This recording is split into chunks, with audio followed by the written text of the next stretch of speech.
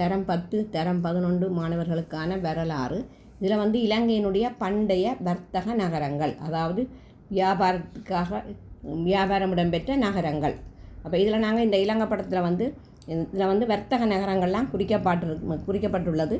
இதில் நாங்கள் இலங்கையினுடைய வடபகுதி அதே போல் தென் பகுதியை நாங்கள் பார்த்தோம்னு சொன்னால், இலங்கை படத்தில் தென் பகுதி தெற்கு பக்கத்தை பார்த்தோம்னு சொன்னால், இதில் நில்வளகங்கை, அதுக்கு பக்கத்தில் தேவ நகரம் என்று குறிக்கப்பட்டிருக்கு. இது அடிக்கடி பரீட்சைக்கு வர்றது, இந்த தேவ நகரம் இலங்கை படம் குறிக்கிறதுக்கு. அப்போ இது எந்த நதிக்கு கிட்ட அமைந்திருக்கின்றதான் முக்கியம். இதில் ஒவ்வொரு வர்த்தக நகரங்களும் எந்த நதிக்கு கிட்ட அமைந்திருக்கு. அப்போ இதில் நாங்கள் நில்வளகங்கைக்கு பக்கத்தில் தான் இதில் அம்புக்குறி போட்டு ஒரு டொட்ஸ் போட்டிருக்கு தேவ நகரம்.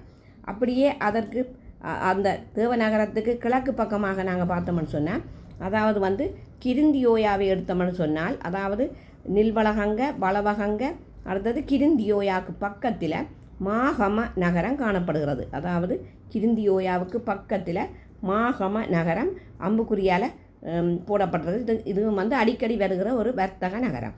அதே போல் நாங்கள் எடுத்தோம்னு சொன்னால், கும்புக்க நோயாவை எடுத்தோம்னு சொன்னால், கும்புக்க நோயாவுக்கு பக்கத்தில் உதி நகரம் என்று சொல்லி அம்புக்குறியால் காட்டப்பட்டிருக்கிறது உதி நகரம் என்றது. இதுவும் ஒரு வர்த்தக நகரம். அதை மாதிரி நாங்கள் இலங்கையினுடைய மேற்கு பக்கத்தை நாங்கள் எடுத்தோம்னு சொன்னால், இலங்கை படத்தில் அதாவது மேற்கு பக்கமாக பார்த்தோம்னு சொன்னால், இங்கே நாங்கள் தெதுரு ஓயா என்ற நதி தெரிஞ்சிருக்கணும் உங்களுக்கு ஏற்கனவே. அதில் தபகிரி நகரம் என்றது குறிக்கப்பட்டிருக்கின்றது. அதே போல் கழனிகங்கை எடுத்தோம்னு சொன்னால், அதில் கழனிகங்கைக்கு பக்கத்தில் நீவிய நகரம் குறிக்கப்பட்டிருக்கிறது. அதே போல் கழுகங்கை எடுத்தோம்னு சொன்னால், அதிலேயும் நாங்கள் பார்த்தோம்னு சொன்னால் பத்தச நகரம் குறிக்கப்பட்டிருக்கின்றது. அதே போல் மகாவலி கங்கையினுடைய மேற்கு பக்கமாக பார்த்தோம்னு சொன்னால் சிவநகரம், அதுவும் அம்புக்குறியால் குறிக்கப்பட்டிருக்கின்றது. ஆனபடியால் இதில் இந்த இலங்கை படத்தில் முக்கியமான நகரங்கள், அதாவது இலங்கையினுடைய பண்டைய வர்த்தக நகரங்கள் பற்றி குறித்து காட்டப்பட்டுள்ளது. இதில் நீங்கள் முழுமையாக பயிற்சி பெற முடியும்.